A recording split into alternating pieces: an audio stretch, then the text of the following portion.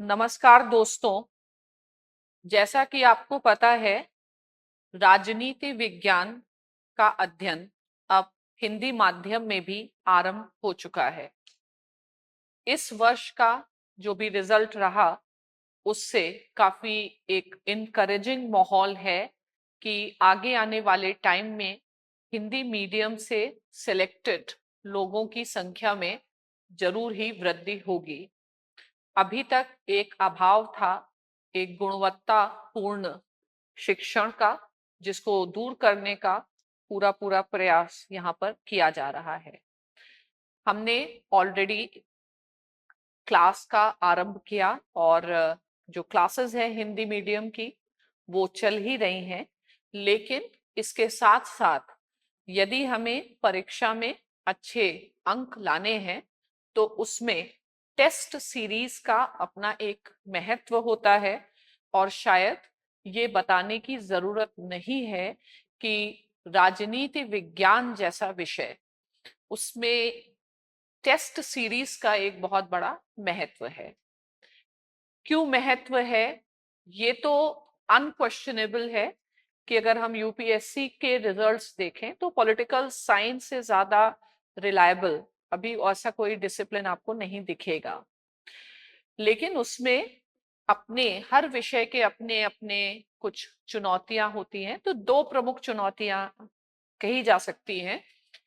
एक तो विशेषकर उन लोगों के लिए जब वो पॉलिटिकल साइंस बैकग्राउंड के या ह्यूमैनिटीज बैकग्राउंड के नहीं होते, साइंस बैकग्राउंड के होते हैं, क्योंकि सब्जेक्ट में काफी कुछ फिलोसफिकल एस्पेक्ट्स भी होता है। तो उनको उन चीजों को किस तरीके से लिखा जाता है, इसमें एक समस्या आती है। तो ये जो टेस्ट सीरीज है, इसका एक लक्ष्य यही है कि आप ये जान पाएं कि उत्तर लेखन होता क्या है। आखिर जब उत्तर लिखना है तो लिखना क्या है और क्या बारीकियां हैं, किस चीज पर हमको ध्यान देना है।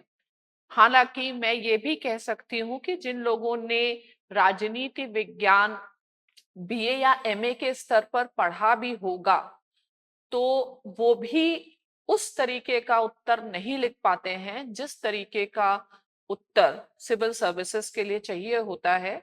एक बहुत बड़ा अंतर है विश्वविद्यालय के एग्जाम्स के लिए लिखना और यहाँ पर लिखना। दूसरा एक चुनौतीपूर्ण जो कह सकते हैं एक चुनौती है राष्ट्रीय अंतर्राष्ट्रीय राजनीति या इस पेपर की, वो है इसका बहुत ही ज्यादा जो डायनेमिक कैरेक्टर होता है। क्योंकि चाहे हम भारतीय राजनीति की बात करें या अंतर्राष्ट्रीय राजनीति की, इनका जो परिवेश है, इसमें जो घटनाएं हैं, इसमें बहुत चीजें बहुत तीव्र गति से बदलती हैं। तो उस तरीके से कैसे कैसे डायनेमिक एस्पेक्ट को भी अपनी पकड़ में रखा जाए, तो इसके लिए भी जैसे आपने क्लास कर लिया, लेकिन दिन प्रतिदिन चीजों का डेवलपमेंट होता है, तो उनके लिए क्या करना है, क्या अध्ययन सामग्री हमको लेनी है। तो इसके लिए मैं ये कह सकती हूँ कि आप टेस्ट सीरीज को पूरी अच्छी तरीके से अगर ध्यान देंगे तो टेस्ट सीरीज के माध्यम से हम समय समय पर जो डायनेमिक पार्ट है उसको समावेश करने का प्रयास कर पाएंगे। दूसरी चीज है कि बहुत सारे लोग ये नहीं समझ पाते कि जो समसामयिक घटनाएं हैं उसको एक सैद्धांतिक तौर पर कैसे उसको लिखा जाए जो अपेक्षित है इस वैकल्पिक विषय में। तो टेस्ट सीरीज आपकी इस समस्या का भी समाधान करती है। टेस्ट सीरीज की दो तीन खास बातें बताई जा सकती हैं इसमें। टेस्ट से पहले एक रिवीजन क्लास, एक छोटा सा रिवीजन क्लास होगा, जिसमें जो भी विषय टेस्ट में आ रहे हैं उसके ऊपर एक आपको ओवरव्यू दिया जाएगा, जिससे आप जब अपने आंसर्स लिखें तो वो थोड़े बेहतर आंसर हो, थोड़ा समझ के हो। तो इसे आप समझ लीजिए कि एक प्रकार का जो मेंटरिंग की भी व्यवस्था इस टेस्ट सीरीज में है।